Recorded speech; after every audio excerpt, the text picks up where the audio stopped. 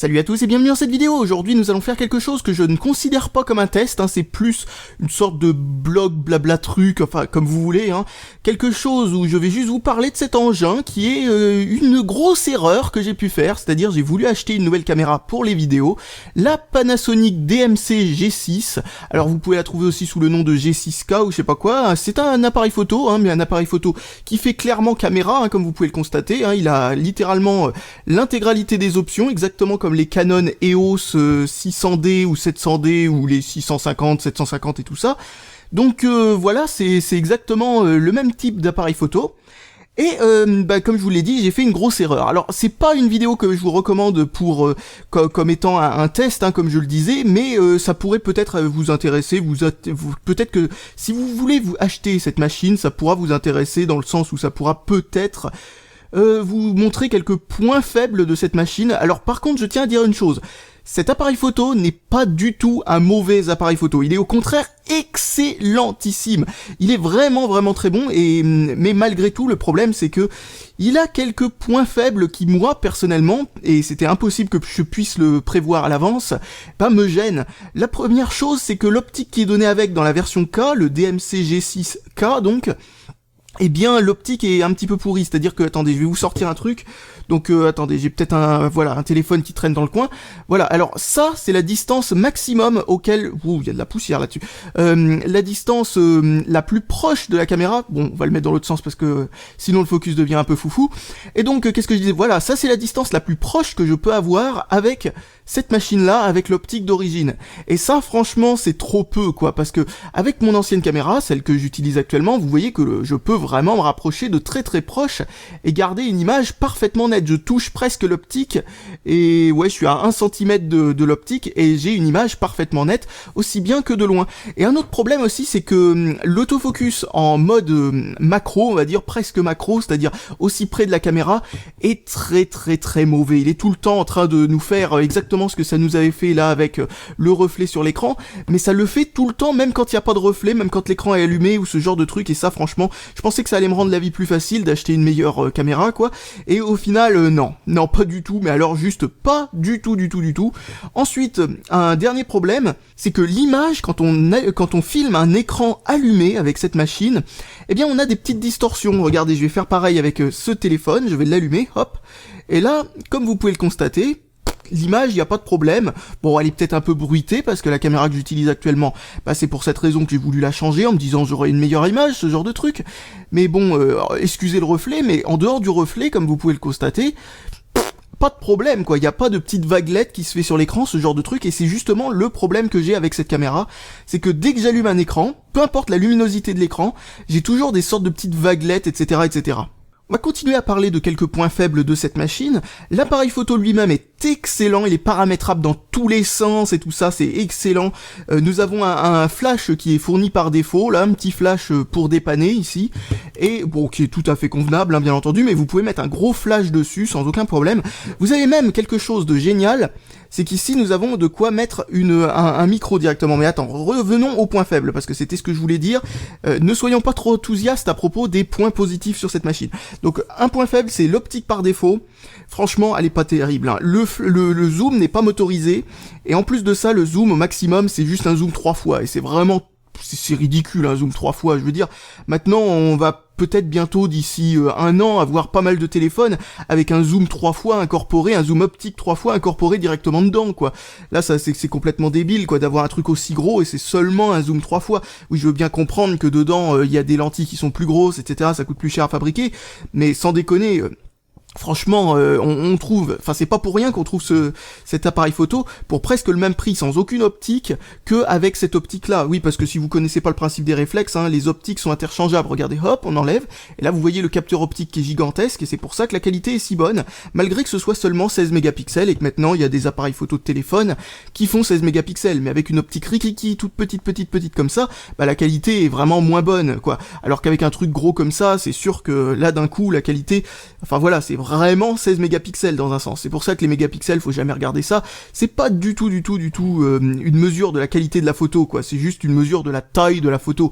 Et donc, peu importe si les pixels sont tous flous ou ce genre de truc, c'est-à-dire en gros, t'as 2 pixels sur 3 qui sont juste du bruit de fond, voilà, c'est pas très utile, quoi. L'image pourrait tout aussi bien être 5 mégapixels, ça serait la même qualité. Alors que là, on a vraiment du vrai 16 mégapixels. Et en vidéo, il a aussi un bon point, c'est qu'il fait le 50 images par seconde. Pour un truc à 500 €, ça paraît normal. Mais vous savez que les Canon EOS 600 et compagnie voilà, les Canon qui sont utilisés par je ne sais combien de youtubeurs, mais alors quand je dis je ne sais combien, c'est-à-dire un nombre incroyable, eh bien, ils ne font que 25 images par seconde maximum. Ce qui est un peu bizarre pour un truc à 500 € que tout le monde recommande partout pour faire des vidéos sur YouTube. Je veux dire, celui-là me paraît quand même beaucoup mieux. Le focus, malgré qu'il soit pas génial pour prendre des trucs de près, est des milliers de fois plus précis et plus rapide en mode vidéo que sur les Canon EOS 600D, etc. C'est pour ça que j'ai voulu acheter cette machine à l'origine. Et très franchement, pour le mode vidéo, bon, du moment que vous filmez pas un truc à 10 cm de l'objectif, parce que c'est ce que je fais personnellement, hein, c'est pour ça que ça met en évidence des défauts qu'il n'y a pas vraiment dans cette machine, des défauts en fait qui sont gênants que pour les personnes qui, comme moi, feraient des vidéos sur des tout petits objets de rien du tout. Eh bien, qu'est-ce que je disais? Oui, les Canon EOS sont pas du tout adaptés non plus pour tous les défauts que je viens de préciser à propos de cette machine, mais je trouve que pour faire une vidéo genre face caméra, ce genre de truc, comme le font pas mal de youtubeurs, quitte à dépenser 500 € dans une machine, autant la dépenser dans ce truc-là, le Panasonic Lumix G6, plutôt que de le mettre dans un Canon EOS. Et bon, je suppose que si personne parle de ce téléphone, qu'est-ce que je raconte, parle de cet appareil photo-là, c'est par, par méconnaissance du truc, quoi. Tout le monde dit les Canon EOS sont géniaux, alors du coup, par peur de faire un mauvais choix, vu que c'est quand même une sacrée somme, eh bien tout le monde prend des Canon EOS et personne essaye de nouveaux trucs, comme moi j'ai fait, et prendre le risque de prendre quelque chose que pas grand monde utilise, et très franchement ce truc est génial, quoi. Il est vraiment génial pour prendre des vidéos et pour prendre des photos. Alors là pour les photos c'est nickel, quoi, c'est fait pour. Mais je reste quand même sur le point que, à mon avis, et c'est la prochaine chose que je vais explorer, après m'être fait rembourser cette machine, parce que Amazon a, a été assez sympa pour m'accorder un remboursement de cette machine après l'avoir envoyée. Donc qu'est-ce que je disais, qu'est-ce que j'étais en train de dire? Oui, je suppose que si on enlève la partie photo, qu'on enlève le fait de pouvoir changer l'objectif et ce genre de truc quand on veut, je suppose qu'on peut trouver des caméras qui fassent mieux que ça, en mode vidéo, je veux dire, pas en mode photo, mais en mode vidéo, fassent mieux que ça, pour dans les 300 €, quoi. 300-400 €, donc je sais pas trop pourquoi il y a autant de gens qui veulent prendre un appareil photo pour faire des vidéos. Ça me paraît un petit peu étonnant, mais exclusivement des vidéos. Si c'était pour faire un peu des deux, pourquoi pas, à la limite. Donc on va en parler un peu plus en détail. Donc vous voyez cette espèce de petit écran, alors vous pouvez le retourner complètement comme ça, et puis hop, le remettre comme ça, c'est vachement pratique. Vous avez le bouton power ici, plop. C'est un bouton de position, hein, voilà. Donc ensuite on enlève ça et on a une image géniale. Donc l'image est vraiment bonne, hein, comme je le disais, et puis la sensibilité à la lumière est juste impressionnante. Si vous vous demandez pourquoi ça clignote ici, c'est un petit truc infrarouge que si vous passez votre œil dessus, ça allume le viseur ici. Alors le viseur est pas génial, je trouve qu'il est un peu flou. Par contre l'écran est excellent, vraiment excellent. Et si vous voulez prendre des photos, je ne sais pas quoi, des vidéos, etc. Franchement, c'est une machine qui est excellente, mais voilà, elle est juste pas du tout faite pour moi. Pour ce qui est de l'ergonomie, elle est vraiment pas mal, on peut le tenir comme ça, et puis on peut prendre des photos vachement nettes en bougeant très peu. Par contre, vous voyez qu'ici, de ce côté-là, vous avez, juste à côté de l'objectif, peut-être un peu trop peu d'espace ici pour pouvoir mettre ses doigts à cet endroit-là, ou je sais pas quoi. On est obligé de le tenir vraiment comme ça. Bon, c'est pas non plus si grave que ça, hein, loin de là.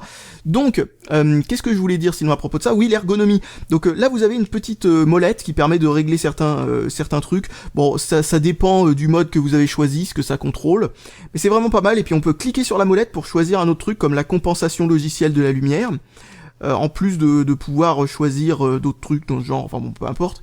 Il y a un mode vidéo manuel qui permet d'avoir un peu plus d'options de réglage manuel que le mode vidéo classique, où vous pouvez mettre sur n'importe quel mode et appuyer sur le bouton vidéo. En mode vidéo manuel, le bouton ici pour faire le focus et pour prendre une photo devient un bouton pour prendre une vidéo, tout bêtement. Donc voilà, et puis vous avez des boutons fonctions qui sont réglables, vous pouvez mettre la fonction que vous voulez à cet endroit-là. Donc par défaut, le bouton fonction 4 permet d'activer le Wi-Fi, mais moi je l'ai changé et j'ai mis à la place le mode autofocus. Donc voilà, vous pouvez vraiment faire ce que vous voulez avec cette machine.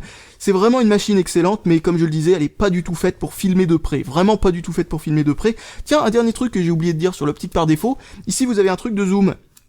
Et ce truc-là ne fait pas le zoom sur l'optique par défaut, sur le modèle avec l'optique fournie la moins chère, c'est-à-dire le G6K encore une fois, parce que il me semble qu'il y a des modèles avec des optiques plus perfectionnées qui sont fournies avec. Donc pas de zoom mécanique, enfin non, je veux dire pas de zoom pas automatique, merde c'est quoi le mot, de zoom motorisé, voilà, vous êtes obligé de faire ça à la main, donc c'est pas terrible en mode vidéo, en mode photo on s'en fiche, mais en mode vidéo c'est pas terrible de l'avoir, enfin de ne pas l'avoir motorisé, parce que ça fait que vous êtes obligé de toucher le truc, et comme cette chose-là a pas mal de résistance quand même, eh bien ça risque de faire bouger très légèrement votre angle de film, quoi, donc bon, c'est un peu bête, mais sinon voilà, c'est une très très bonne machine, que je vous recommande pour, même si vous voulez faire des vidéos dessus sur internet, hein, vu que on vous conseille, je sais pas pour quelle raison, encore une fois je vous le répète, le Canon EOS 600 et je ne sais pas quoi, celui-là me paraît faire quand même avoir un mode, oups, pas facile à mettre cette espèce de protection, qu'est-ce que je disais, avoir un mode vidéo qui est quand même beaucoup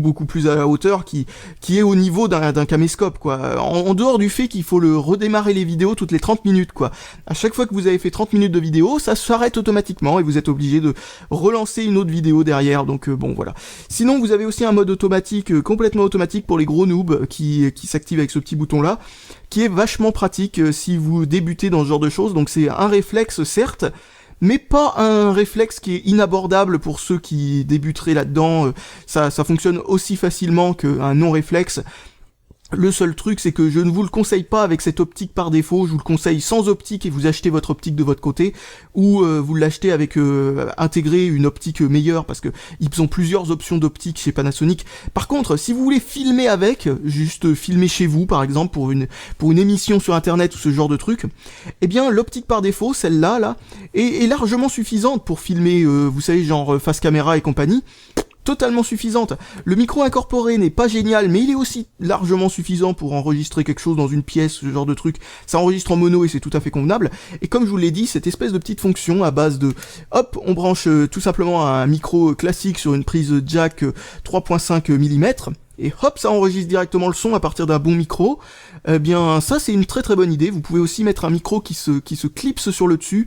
Beaucoup de gens aiment bien les appareils photo avec ces espèces d'optiques et tout ça, pour pouvoir ajouter des accessoires dessus, c'est-à-dire que vous pouvez mettre par-dessus une sorte de truc à LED pour illuminer en face de vous, pour illuminer en fait votre visage, par exemple, si vous êtes en train de faire un truc face caméra. Comme ça, vous n'avez pas besoin d'avoir tant de projecteurs tout autour, etc. Chose qu'on peut pas faire sur un caméscope. Donc voilà peut-être une des explications de pourquoi on préférerait un appareil photo plutôt qu'un caméscope. Et surtout ce truc-là, comme je vous l'ai dit, encore une fois, grâce à cette espèce de petite chose-là, eh bien, ça a tous les avantages d'un caméscope, c'est-à-dire que vous avez, bien entendu, cet écran que vous pouvez retourner vers vous, c'est littéralement parfait pour prendre des vidéos comme ça, et aussi c'est parfait quand vous voulez prendre des vidéos sur un trépied, comme moi je le fais, où ça filme littéralement comme ça, et moi je regarde comme ça. Si l'écran était obligatoirement uniquement ici, ce serait impossible pour moi de faire des vidéos comme je fais actuellement, par exemple, comme celle que je suis en train de filmer maintenant. Il me faut un truc qui soit orientable comme ça, donc voilà, c'est vraiment le meilleur des deux mondes, j'ai envie de dire. C'est juste vachement dommage que, contrairement à mon caméscope JVC à seulement 200 €, c'est-à-dire plus de 2 fois moins cher que ça, eh bien, c'est vraiment dommage que l'autofocus ne soit pas aussi réactif et bon, quoi. C'est-à-dire bon, là, je me suis pris vachement près, mais vous voyez, quand même, l'autofocus n'est pas foufou, quoi. Il est pas tout le temps en train de réajuster alors qu'il n'y a rien à faire de spécial. Vraiment, l'autofocus de ce truc est vraiment très bon. Et puis, le mode macro de la caméra que j'utilise actuellement est aussi littéralement incroyable, quoi. Je peux vous montrer des tout petits composants électroniques, je peux vous montrer par exemple, hop, voici une pile CR, comment s'appelle celle-là, 2032, c'est ça? Je me rappelle plus du nom de ces piles. Oui, c'est ça, 2032. Ben, je peux vous la montrer directement comme ça. Et là, vous l'avez littéralement plus gros que nature, avec tous les détails, toutes les poussières qui apparaissent. Enfin bon, c'est génial. Moi, je trouve cette caméra que je sais même pas pourquoi j'ai eu envie de la remplacer. Sérieusement, j'ai envie de dire que j'ai bien fait une grosse connerie en essayant d'acheter une nouvelle caméra. Ce que je voulais vous dire, c'est tout simplement que voilà. Donc j'ai essayé cette chose. Je voulais pas le rendre à Amazon sans avoir fait une petite vidéo dessus, parce que je me suis dit que ça pourrait être intéressant d'en parler en vidéo pour comme ça vous informer sur le produit. Et malgré que je n'ai pas le temps de faire un vrai test, étant donné que bon, le droit de rétractation c'est juste une semaine, pas plus. J'ai essayé plein de trucs, hein, j'ai essayé tous les différents types de focus, c'est d'ailleurs pour ça que j'ai associé le focus directement à un bouton comme ça. Il y a certains modes qui sont mieux que d'autres, mais franchement pour filmer des petits objets trop près de l'objectif comme ça, c'est littéralement pas suffisant. Et puis le manque de vrais modes macro où on peut vraiment mettre des trucs vraiment près de l'objectif, je me suis dit pour un truc à 500 euros ou presque 500 euros, 470 euros, c'est un peu impardonnable. Enfin pour moi c'est pas possible. Je veux dire, je m'attendais pas à ne pas pouvoir avec l'objectif par défaut, même si c'est pas forcément un objectif bon et excellent. Je m'attendais quand même à avoir un minimum de mode macro, quoi. Je veux dire, j'ai une caméra à 200 euros qui le fout complètement. Ah oui, et puis la qualité vidéo n'est pas, quand c'est près de l'objectif, quand c'est loin de l'objectif, c'est pas pareil. La qualité vidéo, quand c'est relativement loin de l'objectif, est vraiment, mais incroyablement supérieure à la caméra que j'utilise. Mais la qualité en mode vidéo quand on est très près d'un objet est juste littéralement la même que celle que j'ai avec ce que j'utilise actuellement, moins un tout petit peu de bruit de fond par-ci par-là qui peut y avoir parfois quand on a une petite ombre ou des trucs comme ça. Lui il a moins de bruit de fond, mais très franchement c'est pas du tout ce à quoi je m'attendais. Je m'attendais à tellement mieux, mais tellement mieux. Et bon, voilà, j'ai dépensé beaucoup d'argent dans pas grand-chose. Heureusement que je peux me le faire rembourser. La prochaine chose que j'essaye, c'est une caméra Panasonic qui est assez spéciale. Je vous laisse la surprise. Je suis pas encore sûr de l'acheter, c'est pour ça que je vous laisse la surprise. Une caméra Panasonic qui a une fonction vraiment bizarre, qui pourrait être amusant en vidéo. On verra ce que ça donne si je l'achète. Allez, salut à tous et à la prochaine!